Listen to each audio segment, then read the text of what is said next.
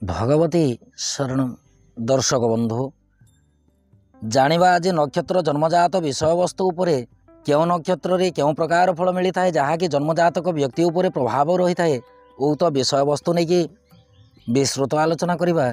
दर्शक बंधु अश्विनी नक्षत्र ठार मूला नक्षत्र पर्यंत 19टी नक्षत्र विषय वस्तु उपरे आम परिचित हो सारीछु।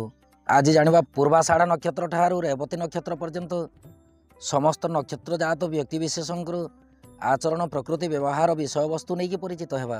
दर्शक बंधु यही नक्षत्र जात विषय वस्तुटी साधारण अटे, विशेषकर जन्म जातक अनुजाई फल प्राप्ति होता है किंतु जन्म नक्षत्र प्रभाव मध्य प्रबल परिमाण रही है।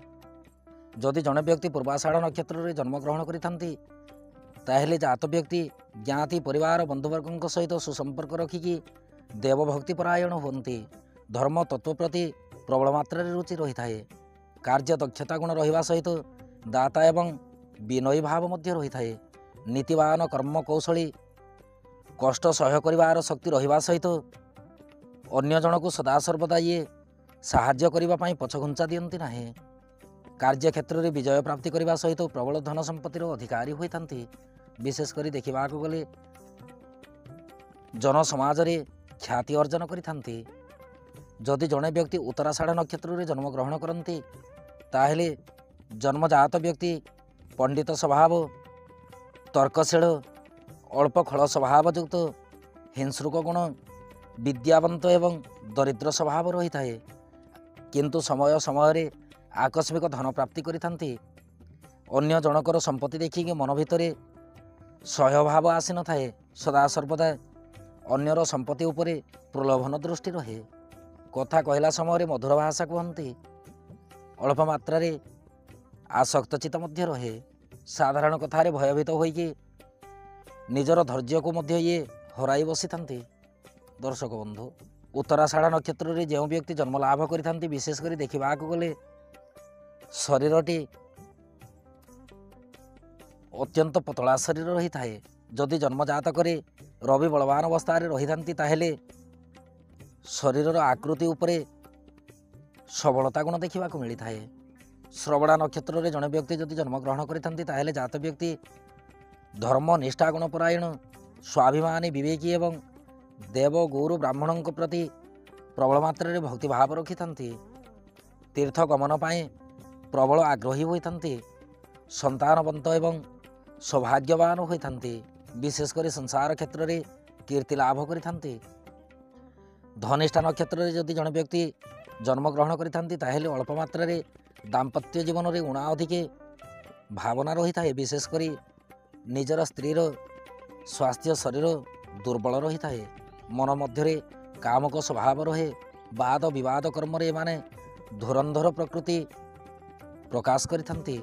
बहु संतान युक्त होगा सहित नाना शास्त्र रे प्रवीणता ज्ञान थाए, कीर्तिकारी एवं धनवंत होती।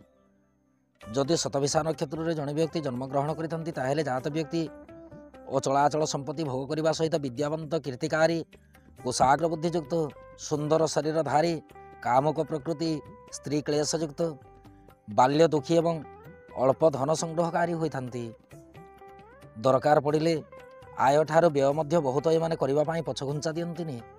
सरल मतियुक्त मधुर आलापी पंडित ज्ञानी एवं नाना शास्त्र सहित एमानंकर संपृक्ति रही है।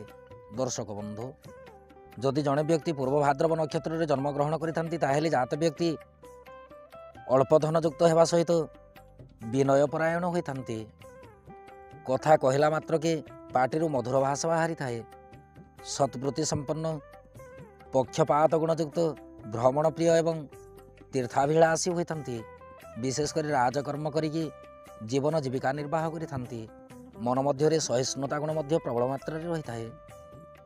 उत्तर भाद्रव नक्षत्र रे जदि जड़े व्यक्ति जन्म ग्रहण करिथांती ताहेले जात व्यक्ति पुण्यात्मा एवं पुण्यवंत हो जाती, धार्मिक परायण होगा सहित शुद्धचेता सुविवेकी विचारवंत अल्प दुखयुक्त एवं बहुव्ययी होती, क्रोधी गुणयुक्त बहुकुटुंबी एवं गंभीर चिंता करने प्रबल एमानंक मन मध्य अभिलाष रही है, विशेषकर दूरदृष्टि चिंताधारा मध्य रही है। ଅଳ୍ପ ବୁଦ୍ଧିଯୁକ୍ତ ଏବଂ ମଧୁର ଭାଷୀ ହେବା ସହିତ ପରୋପକାରୀ ଦୟାଳୁ ଏବଂ ସଦ୍ଜ୍ଞାନ ପ୍ରତି ପ୍ରବଳ ମାତ୍ରାରେ ଆଗ୍ରହ ରଖିଥାନ୍ତି। ରେବତୀ ନକ୍ଷତ୍ରରେ ଜଣେ ବ୍ୟକ୍ତି ଯଦି ଜନ୍ମଗ୍ରହଣ କରିଥାନ୍ତି ତାହେଲେ ଜାତ ବ୍ୟକ୍ତି ତୀକ୍ଷ୍ଣ ବୁଦ୍ଧିଯୁକ୍ତ, ଯାହାକି କୁଶାଗ୍ର ବୁଦ୍ଧି କୁହାଯାଏ।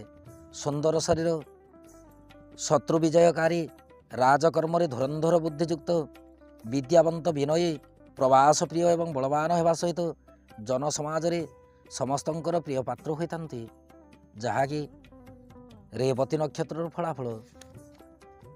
ଦର୍ଶକ ବନ୍ଧୁ, ଇଏ ଥିଲା ପୂର୍ବାଷାଢ଼ ନକ୍ଷତ୍ର ଠାରୁ ରେବତୀ ନକ୍ଷତ୍ର ପର୍ଯ୍ୟନ୍ତ ଜନ୍ମଜାତ ବ୍ୟକ୍ତିଙ୍କର ଆଚରଣ, ବ୍ୟବହାର, ଶରୀର ଗଠନ, ପ୍ରକୃତି ବିଷୟରେ ସଂକ୍ଷିପ୍ତ ଆଲୋଚନା। କିନ୍ତୁ ଯଦି ଜ୍ୟୋତିଷ ଶାସ୍ତ୍ର ମତରେ ଦେଖିବାକୁ ଯିବା, ଇଏ ହେଉଛି ବିସ୍ତୃତ ଆଲୋଚନା। ଦର୍ଶକ ବନ୍ଧୁ, ଏବେ ଅନୁମତି ଦିଅନ୍ତୁ। ନମଃ ଭଗବତୀ ଶରଣ।